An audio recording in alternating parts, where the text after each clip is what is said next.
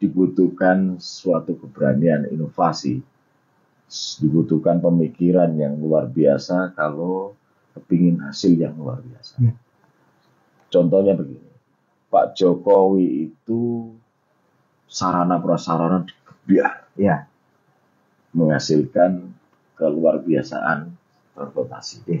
Tidak ada hambatan dari satu daerah ke daerah yang lain, dan terwujud hari ini. Pak Prabowo beda lagi.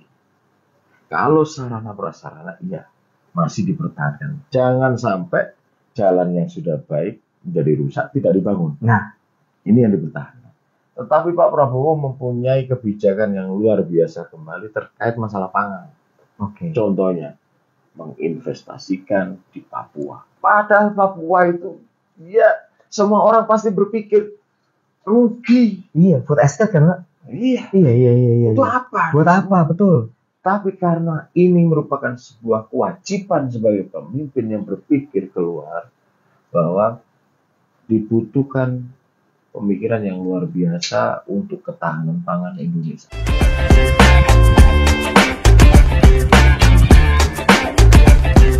Power, selamat datang di podcast Suara Rakyat. Kali ini sama saya Fanhar, dan kemarin banget sih, tapi beberapa hari yang kemarin kan kita baru aja merayakan Idul Adha gitu kan. Kalau ngomongin Idul Adha itu nggak lepas sama teman-teman peternak gitu. Karena kan mereka salah satu kunci ya, Idul Adha nggak pakai peternak kayak mana kan nggak bisa juga. Nah, kita bakal ngomongin itu nih hari ini. Fanhar sudah sama Pak Hadi Setiawan, anggota Komisi B DPR Jawa Timur. Selamat datang di podcast Suara Rakyat, Pak Hadi. Waalaikumsalam. Ini pertama kalinya nih Pak Hadi main ke sini nih. Dan kita langsung cerita nabi-nabi. Kenapa? Karena kalau kita bicara peternak, salah satu teladannya Nabi Ibrahim. Bener gitu ya Pak Hadi ya? Korbannya lebih tepatnya. Idul korbannya, semangat berkurbannya gitu kan. Kalau kita bicara soal Nabi Ibrahim tapi ini Pak, kisah dari beliau itu yang sebenarnya relevan buat pemimpin sekarang itu kalau menurut Pak Hadi di sisi mananya Pak? Jadi kalau kisah Nabi Ibrahim itu banyak sekali sebenarnya kisah-kisah Nabi Ibrahim yang itu berkaitan dengan seorang individu, ayah dengan anaknya, Nabi Ibrahim sebagai manusia pribadi, Nabi Ibrahim sebagai suami, Nabi Ibrahim sebagai Rasul, dan sebagai pemimpin umat waktu itu. Jadi itu kisahnya hampir semuanya ada di situ. Lengkap sebenarnya Pak ya. Maka dari situ Nabi Ibrahim disebut bapaknya para nabi. Karena memang selain dari garis keturunan juga kisahnya lengkap banget. Dan peninggalan di Mekah itu adalah peninggalan Nabi Ibrahim. Contohnya bangunan Ka'bah itu dibangun lagi oleh zaman Nabi Ibrahim. Ada sumur Zam-Zam Nabi Ibrahim. Terus lagi ada Hijr Ismail, Maqam Ibrahim, dan lain lagi. Termasuk sa'i yang kita ibadah yang kita lakukan adalah niru apa yang dilakukan oleh Nabi Ibrahim. Jadi istilahnya intinya ya, awalnya di situ ya. Terus kalau kita bicara, itu kan beliau pemimpin kan otomatis. Harusnya masih diteladani sama pemimpin kita yang sekarang dong kalau kayak gitu. Harus. Relevan banget loh itu masih ya. Bahkan doanya Nabi Ibrahim disebutkan bahwa berikanlah Tuhanku, berikanlah aku penyampaian dengan lisan yang baik. Dan kelompokkanlah ke dalam orang-orang yang soleh. Salah satunya intinya begitu. Relevan banget loh itu. Idealnya kalau itu diterapkan. Kan, betul. Posisi hari ini kan mana pemimpin, mana rakyat kan ngomongnya itu kan ya begitulah. Ini memang tradisi Jawanya sudah hilang. Betul. Kaidah-kaidah keislaman itu banyak sekali pemimpin-pemimpin atau yang lupa bahwa mungkin juga saya sendiri mungkin kalau ngomong ceplos-ceplos gitu. Nah, ini kadang-kadang keteladanan pemimpin dahulu kurang. Itu kalau dari segi ilmu komunikasinya.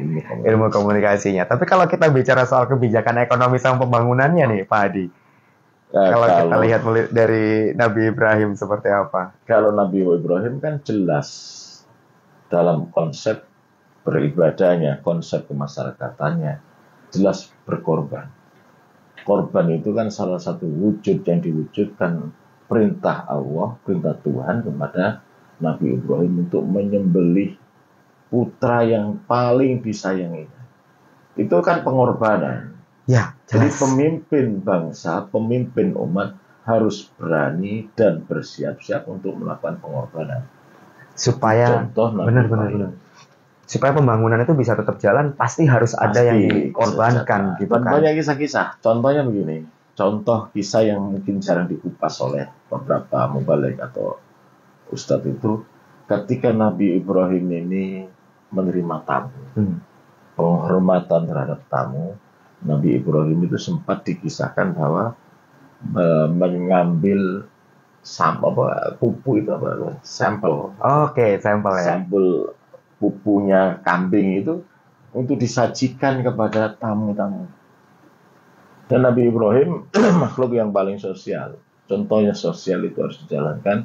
Pengorbanan itu meliputi mulai dari rumah sampai tempat dimanapun berada. Jadi Nabi Ibrahim seringkali kalau makan tidak bisa sendiri. Harus bareng-bareng. Bareng-bareng ngundang teman-temannya. Wow. Ngundang orang-orang diajak bermakan bersama. Ini kisah-kisah yang memang menjadi inspirasi, seharusnya menjadi sebuah teladan bagi kita sekalian, apalagi pemimpin.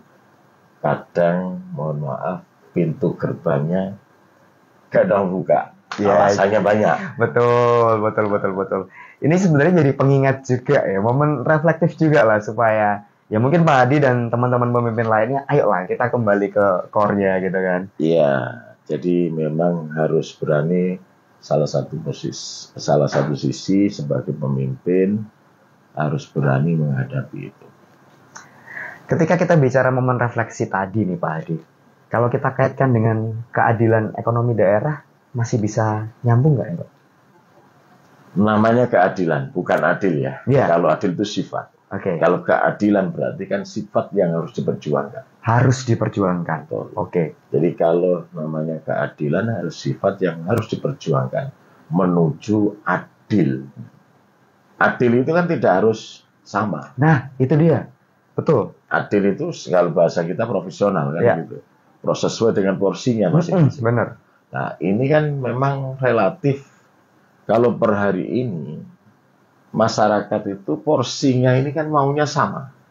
Itu yang susah ya. Jadi kadang-kala ini yang harus dicermati, memang bangsa ini kompleks persoalannya, masyarakat ini kompleks, dan itu harus diurai benar satu persatu menjadi suatu bahan, bahwa bahan ini bisa dipakai untuk kesuburan tanaman yang akan kita tanam, yang sudah kita tanam oleh pendiri bangsa ini ditanam sehingga harus mempunyai rasa kenyamanan yang berguna untuk masyarakat.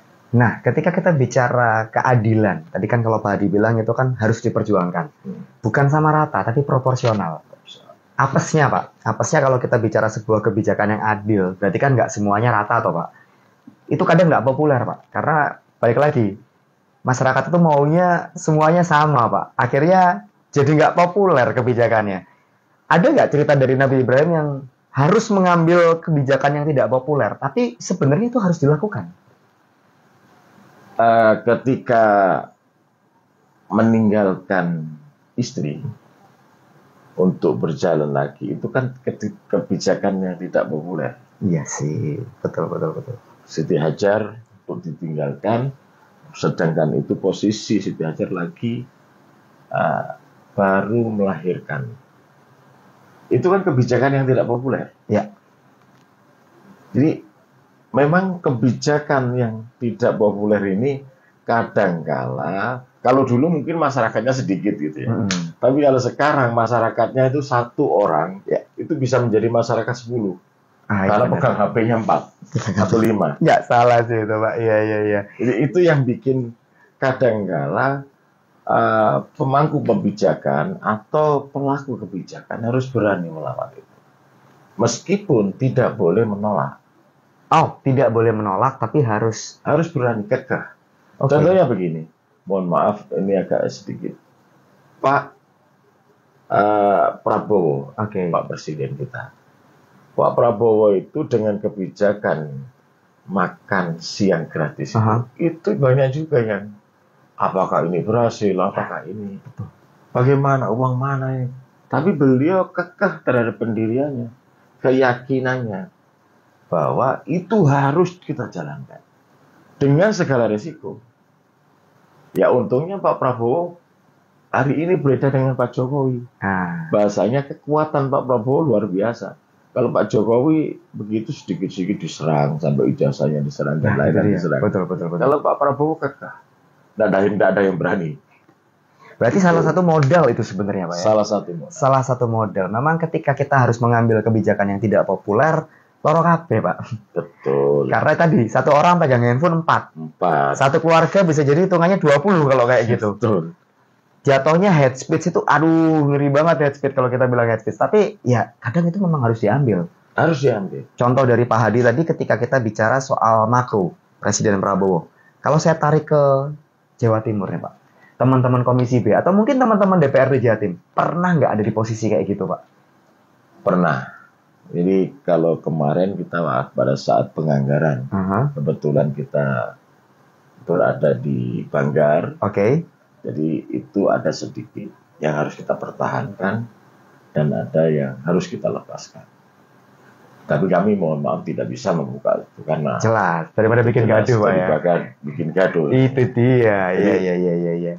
Memang fungsi sebagai anggota DPR itu kan nggak banyak sebenarnya. Ya. Fungsinya kan cuma 3. 1 penganggaran, nomor 2-nya adalah pengawasan, nomor 3-nya penyusunan perda. Oke. Kalau DPR RI kan undang-undang betul. perda atau peraturan daerah. Hanya ini saja. Pada saat bisa berkening dengan OPD demi kepentingan masyarakat, ya tentu kita harus berkeningnya di saat penyusunan anggaran. Contohnya kemarin, ini ngomongan selain Nabi Ibrahim adalah karena Idul Adha ini terkait dengan hewan. Betul, peternak ya. Peternakan. Terjadinya PMK kemarin kan dahsyat. Betul, itu mau Idul Adha lagi Pak ya. 2 tahun terakhir loh kayaknya itu. Betul. Iya. Itu 6 sebelum 3 atau 4 bulan sebelum Idul Adha. Jadi kami dari DPRD Provinsi, kebetulan yang di Komisi B, berusaha memanggil dengan Dinas Peternakan, kita tanya apa langkah-langkah Dinas Peternakan untuk itu. Maka Dinas Peternakan meminta untuk kami untuk bisa mengajukan anggaran.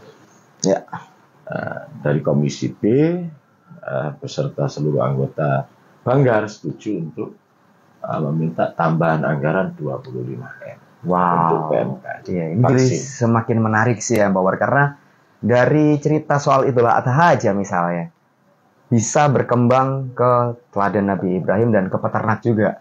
Luas banget, kamu nggak boleh kemana-mana, kamu harus stay terus di episode ini di Podcast Suara Rakyat.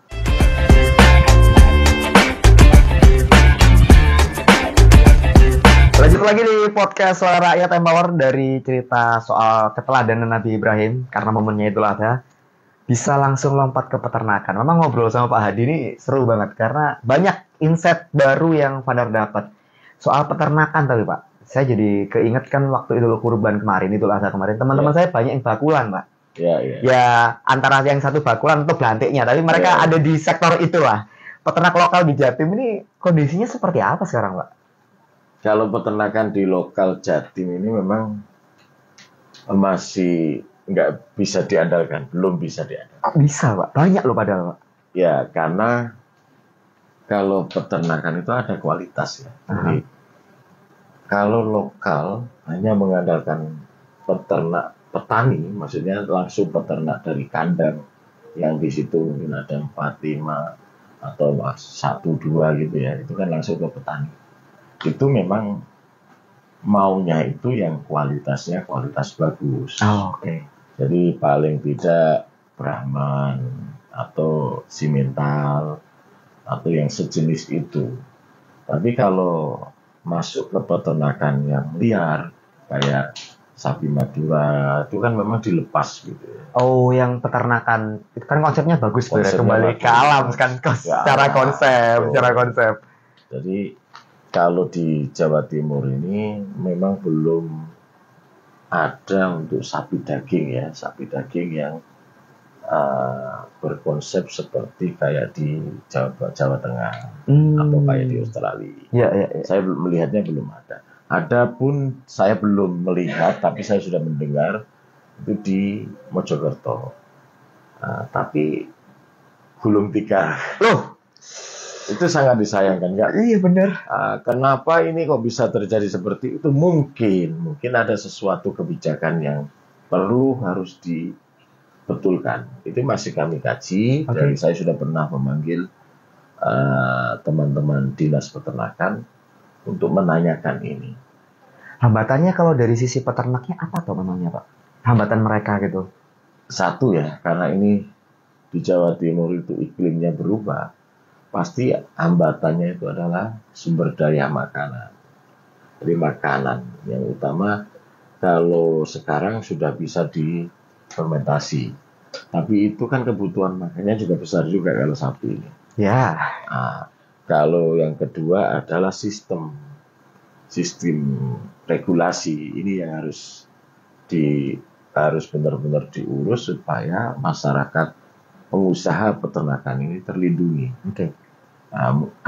Saya belum melihat, saya masih mencari ini. Ada yang ngomong ke kita ada bahwa peternak ini tidak bisa langsung impor untuk bibit dari Australia atau dari luar negeri. Kok bisa, Pak? Nah, ini yang saya belum mencari, masih kami kaji. Oke. Di mana letak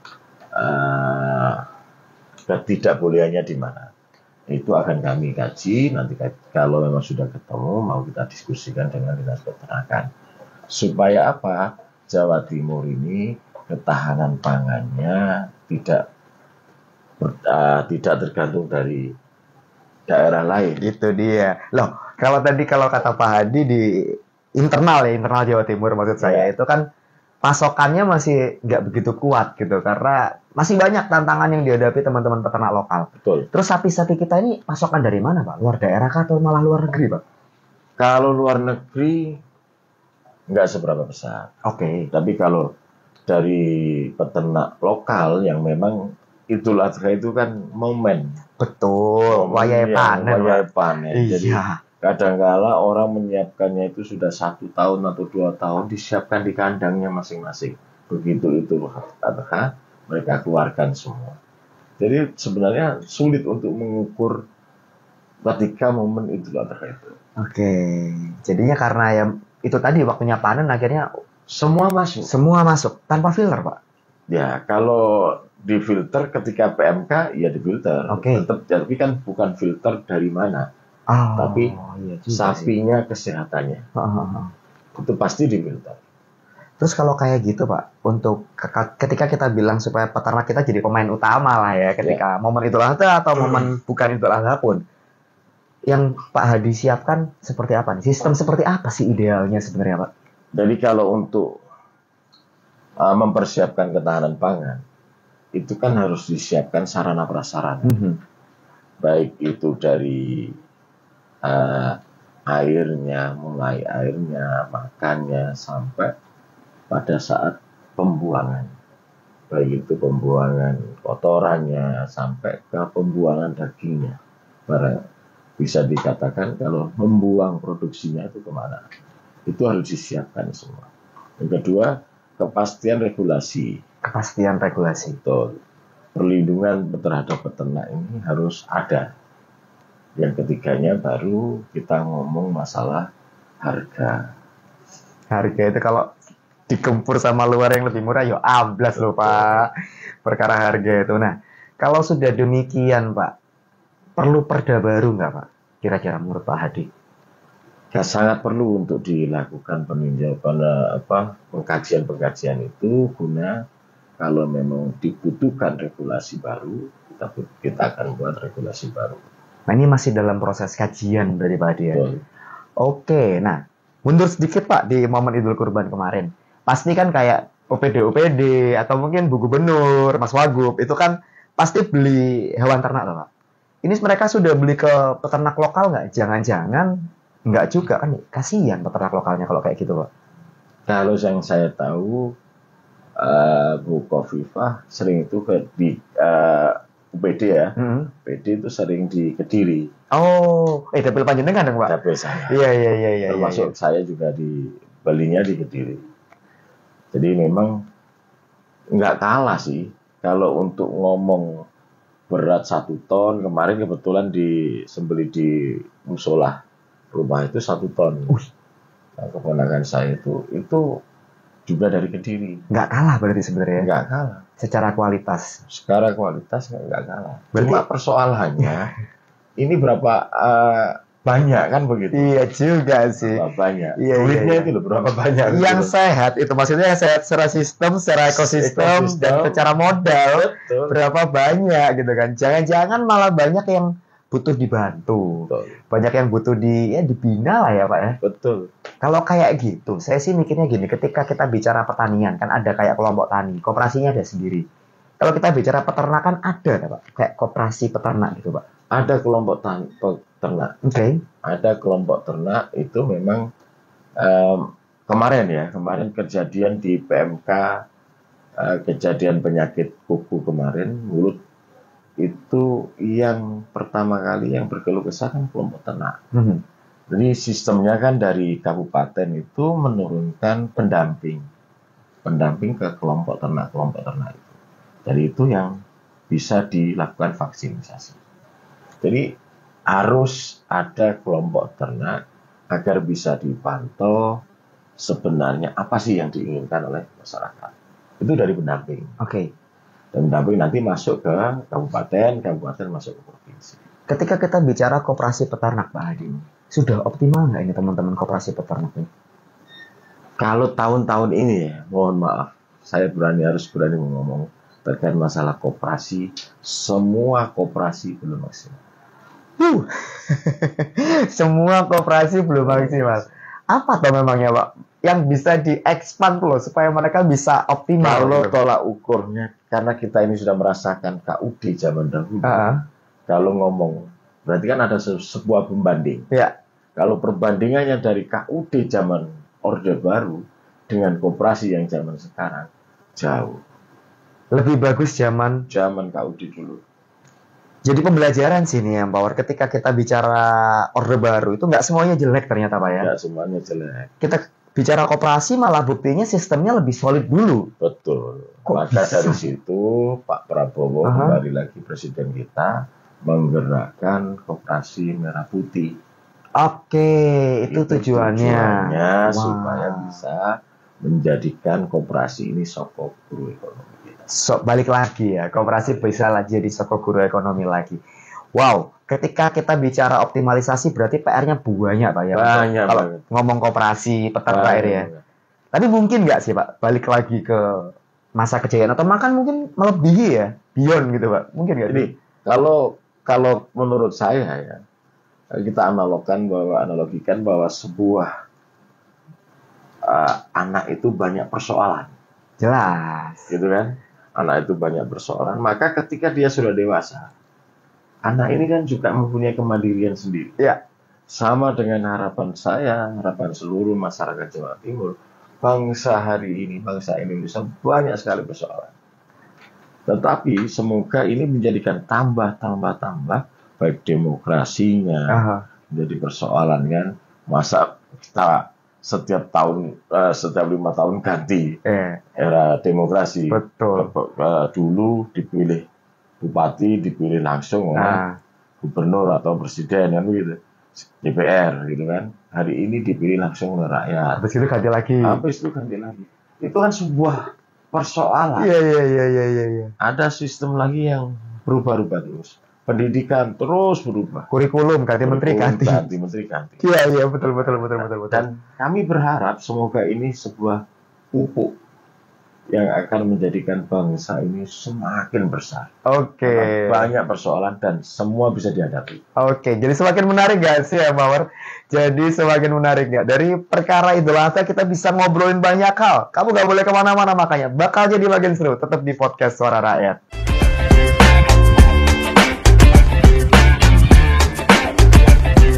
Lanjut lagi di podcast Suara Rakyat ya Mawar. Gimana? Dari cerita Nabi-Nabi loh. Bablasnya sampai kemana-mana. Sampai ke peternakan.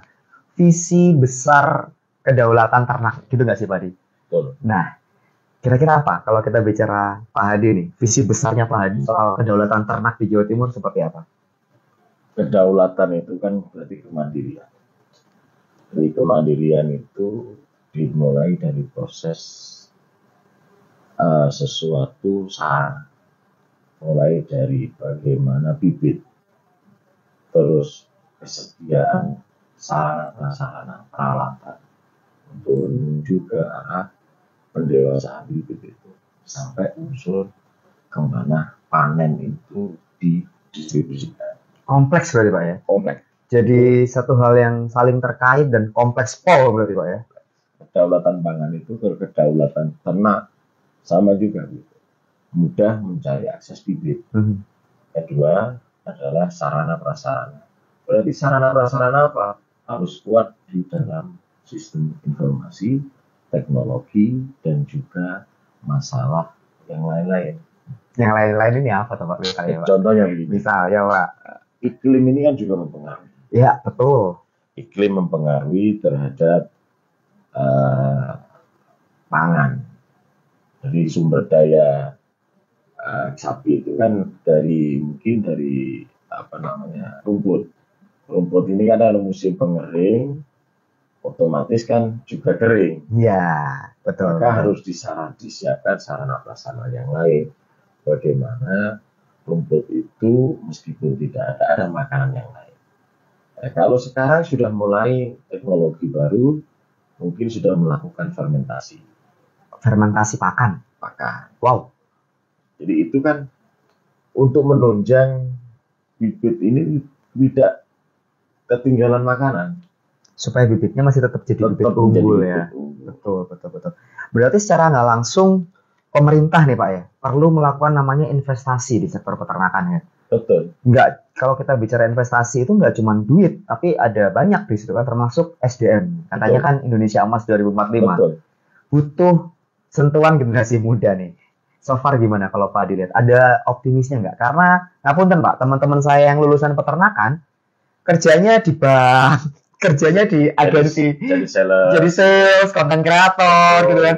Nggak ada yang balik ke peternakan, Pak. Betul. Jadi gimana nih harusnya idealnya nih Pak Hadi? Jadi problem kita ini kan sebenarnya kompleks untuk generasi muda ini. Satu sisi generasi muda itu sebagai tulang punggung bangsa. Maju atau tidaknya suatu bangsa itu ditentukan dari pemuda. Betul. Maka Soekarno berkata bahwa beri saya 10, pemuda akan goncang dunia. Iya.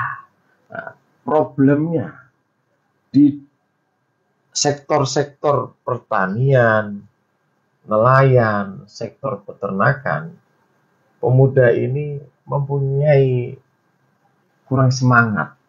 Lemes ya. Lemes. Iya. Saya asalnya dari nelayan. Bapak saya petani tambak. Oke. Jadi memang kalau suruh kembali ke tambak, resikonya kulit hitam. Ya juga sih. Nilai jual menurun. Nilai jual. Iya. Nggak salah sih itu kalau masih muda ya. Kalau masih belum punya suami kan nilai jual menurun. Iya, nggak salah sih. Kulit hitam, rambut merah, ini waduh. Bisa nggak laku itu kan? Iya juga sih. Tapi ada sesuatu yang mungkin mereka belum sadar. Kita generasi muda, anak-anak petani, bahwa sebenarnya petani itu adalah penyokong pangan terbesar di Indonesia. Kalau mereka semuanya lemes, tidak mau menjalankan apa yang dilakukan oleh bapak ibu, keluarganya, orang tuanya, maka siapa penerusnya? Nggak ada Pak, jadi perumahan Pak. Jadi perumahan. Iya kan, area ternak misalnya jadi perumahan.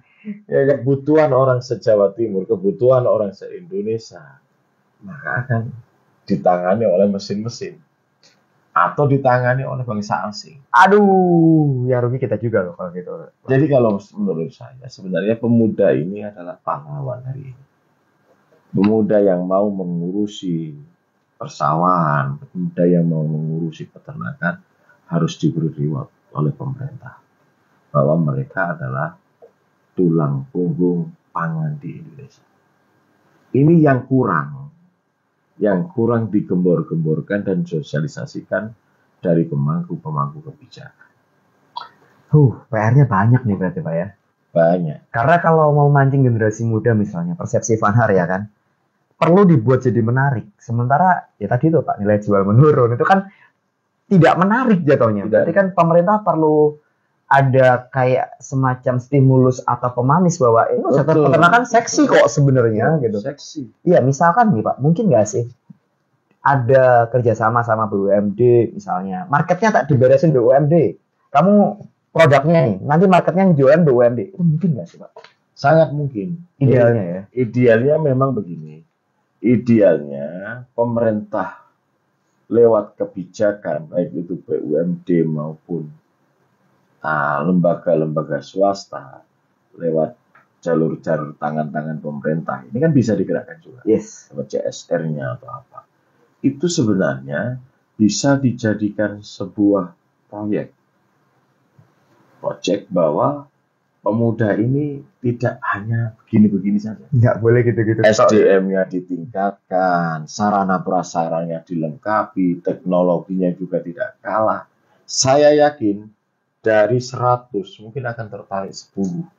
Tapi kalau 10 orang ini betul-betul dijamin bahwa mereka akan bisa lebih bergerak dan lebih berpotensi mengembangkan usahanya ini, saya yakin 10 ini akan menjadi proyek bahwa pemuda tidak kalah. Wow. Akan menjadi daya tarik. Iya, benar. Nah, kalau kayak gitu Pak, tadi kan satu sisi ya BUMD ya. Supaya bisa muncul 10-10 ini loh Pak, insentif apa sih yang pas kira-kira Pak untuk sektor peternakan kalau menurut Pak Hadi? Ya, kalau untuk peternakan ya harus dibantu. Jadi lewat kelompoknya, lewat fasilitasnya, lewat edukasinya, saya yakin akan tercipta. Dulu ada lagu bahasa, kalau orang Jawa lagi nembang itu endet sing nandur terong gedi-gedi sopo entit. Jadi akan tercipta pemuda-pemuda yang mempunyai jiwa seperti entit itu. Oke. Kita harapkan begitu. Tapi itu butuh support, butuh reward pengakuan dari stakeholder. Tapi masalahnya gini Pak, kalau kita bicara kebijakan populer, mundur lagi jauh nih Pak, ke segmen 1, keteladanan Nabi Ibrahim. Yang populer itu Pak, anggaran daerah larinya ke infrastruktur Pak. Populer, jalan dibenerin, kelihatan di sosmed. Wah terima kasih, jalannya sudah bagus gitu kan. Wah terima kasih, ada jembatan baru. Akhirnya anggaran daerah itu buat sektor peternakan itu nggak gitu banyak Pak. Jadi memang dibutuhkan suatu keberanian inovasi, dibutuhkan pemikiran yang luar biasa kalau kepingin hasil yang luar biasa. Ya. Contohnya begini, Pak Jokowi itu sarana prasarana digebiar, menghasilkan keluar biasaan transportasi. Yes. Tidak ada hambatan dari satu daerah ke daerah yang lain dan terwujud hari ini. Pak Prabowo beda lagi. Kalau sarana prasarana masih dipertahankan. Jangan sampai jalan yang sudah baik menjadi rusak, tidak dibangun. Nah, ini yang dipertahankan. Tetapi Pak Prabowo mempunyai kebijakan yang luar biasa kembali terkait masalah pangan. Contohnya, menginvestasikan di Papua. Padahal Papua itu, semua orang pasti berpikir rugi. Iya, food estate kan? Iya. Itu apa? Buat apa? Betul. Tapi karena ini merupakan sebuah kewajiban sebagai pemimpin yang berpikir keluar, bahwa dibutuhkan pemikiran yang luar biasa untuk ketahanan pangan Indonesia. Wow, iya. Jadi konsepnya gini, memang ketika itu nggak langsung kelihatan, nggak populer. tapi harus diambil ya Harus Pak ya. diambil. Oke, itu kan. Jadi semakin menarik guys ya, Power. Kalau gitu nih Pak Hadi, terakhir ya Pak Hadi kan. Tadi kan kita sudah ngobrolin banyak hal. Pesan Pak Hadi buat rekan-rekan pemimpin mungkin satu atau mungkin buat teman-teman peternak. Nah, kira-kira gimana? Kan ini kan jadi satu hal yang sangat kompleks nih Pak Hadi ya kan. Iya. Apakah seperti apa? Jadi kalau teman-teman peternak memang harus ada suatu inovasi. Sampaikan seperti orang Jawa mempunyai filosofi sopo tembang, istilah lagu itu ya, tembang itu kan lagu, nembung baru nembang. Nembung baru nembang. Jadi semuanya harus tersampaikan, baik itu melalui permasalahan-permasalahan yang lewat pemerintah atau lewat lembaga-lembaga lain. Wah, dan buat teman-teman sesama pemimpin nih Pak, karena kan keteladanan Nabi Ibrahim ternyata penting juga untuk tetap diamalkan gitu kan Pak. Betul. Pripun? Nabi Ibrahim merupakan suatu contoh tauladan yang tercatat di seluruh dunia, bahwa beliau diakui sebagai bapaknya para nabi dan rasul. Jadi Nabi Ibrahim selain mempunyai